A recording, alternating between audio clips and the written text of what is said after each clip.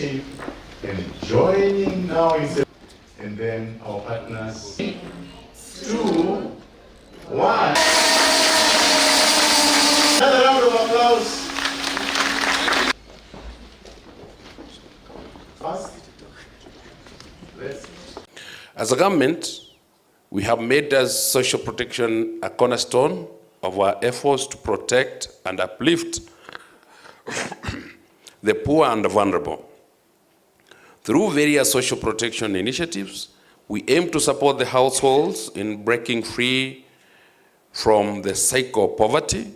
Some of the initiatives we have implemented include: 1, the popular Inua Jamii Cash Transfer Program for older persons over 70 years, targeted orphans and vulnerable children and persons with severe disabilities.